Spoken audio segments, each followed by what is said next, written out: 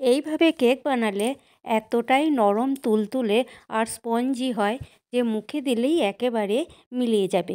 নমস্কার বন্ধুরা, পেটুক বাঙালি চ্যানেলে সবাইকে স্বাগত জানাই। কেমন আছেন সবাই? আশা করি সবাই খুব ভালো আছেন। আসুন তাহলে দেখে নিই আমার আজকের রেসিপি। আজ আমি বানিয়ে দেখাবো কিভাবে কমলা লেবুর রস দিয়ে কেক তৈরি করা হয়। শীতকালে তো প্রচুর পরিমাণে কমলা লেবু পাওয়া যাচ্ছে, আর এটা আমার ফার্স্ট টাইম কেক বানানো। তাহলে চলুন আর দেরি না করে রেসিপিটা বানানো শুরু করে দিই। কমলা লেবুর কেক বানাবার জন্য আমি এখানে দুটো কমলা লেবু নিয়ে নিয়েছি, আর কমলা লেবু দুটো পরিষ্কার করে ভালো করে ধুয়ে নিয়েছি। এবার এগুলিকে ছাড়িয়ে নেব। কমলা লেবুর খোসা ছাড়িয়ে পরিষ্কার করে নিয়েছি। এবার এইগুলি থেকে রস বের করে নেব। লেবুর কোয়াগুলিকে হাত দিয়ে চটকে একটু নিংড়ে রসটাকে বের করে নিয়েছি। এখন একটা ছাঁকনি দিয়ে রসটাকে ছেঁকে নেব। তো দেখুন রসটাকে ছেঁকে নেওয়া হয়ে গেছে। এবার বীজগুলিকে ফেলে দেব।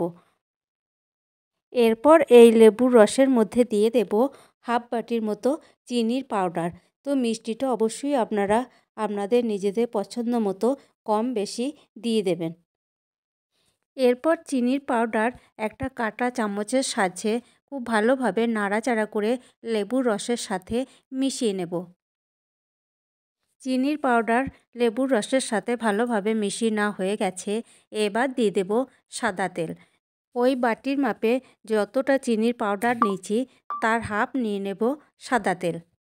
এরপর দিয়ে দিলাম 1 চিমটির মতো লবণ। তো লবণ দেওয়াটা দেখানো হয়নি। এবার লবণটাকেও সব কিছুর সাথে মিশিয়ে নেব। তো মিশিয়ে নেওয়া হয়ে গেছে। তারপর দিয়ে দিলাম কুচি করে কেটে রাখা কাজু বাদাম। কাজু বাদাম এখন সব উপকরণগুলির সাথে খুব ভালোভাবে মিশিয়ে নেব। কাজু বাদাম মিশিয়ে নেওয়া হয়ে গেছে। এখন দিয়ে দেবো 1 বাটি ময়দা।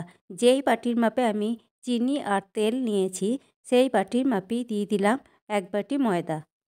কেক বানাবার সময় সব উপকরণগুলি একটি বাটি বা কাপের সাহায্যে মেপে দিতে হবে, তাহলেই কিন্তু কেকটা পারফেক্ট বানানো হবে। তো যাই হোক, ময়দা এখন সব কিছুর সাথে খুব ভালোভাবে মিশিয়ে নেব। সব কিছুর সাথে মেশাবার পরেও ব্যাটারটা অনেকটাই মোটা হয়ে গেছে, তার জন্য দিয়ে দেব পরিমাণ মতো জল। এখানে জলের পরিবর্তে কমলা লেবুর রস কিংবা দুধও মেশাতে পারেন। তারপর দিয়ে দিলাম 1 চামচ বেকিং পাউডার। বেকিং পাউডারটা আপনারা জলের সাথে গুলে কিংবা অল্প একটু দুধের সাথেও গুলেও মিশিয়ে দিতে পারেন।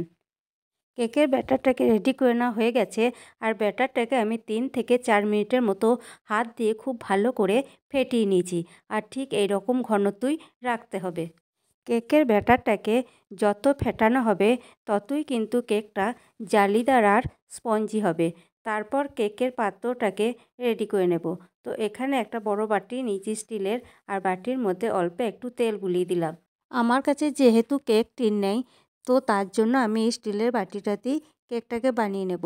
তো আপনারা কেক টিন বা অ্যালুমিনিয়ামের বাটির মধ্যেও বানিয়ে নিতে পারেন। তো তারপর ওপর থেকেও একটু তেল বুলিয়ে দিয়ে কাগজটাকে চেপটে আটকে দেব। কেক তৈরির পাত্রটাকে রেডি করে নেওয়া হয়ে গেছে। এবার কেকের ব্যাটারটাকে ওই পাত্রর মধ্যে ঢেলে দেব। ব্যাটার ঢেলে নেওয়া হয়ে গেছে। এবার একটু ঠুকে ঠুকে চারদিক সমান করে নিতে হবে, যাতে এর ভেতর কোনো রকম হাওয়া ঢুকে না থাকে। তারপর কিছুক্ষণের জন্য এটাকে রেস্টে রেখে দেব। কেক বানাবার জন্য গ্যাসের ওভেনে একটা কড়াই বসিয়ে দিয়েছি, আর কড়াইয়ের মধ্যে দিয়ে দিলাম কিছুটা পরিমাণ বালি। বালির পরিবর্তে আপনারা নুনও দিয়ে দিতে পারেন। তো বালিটাকে এখন 10 মিনিট গরম করে নেব। এখন বালির মধ্যে একটা এইরকম স্ট্যান্ড বসিয়ে দেব।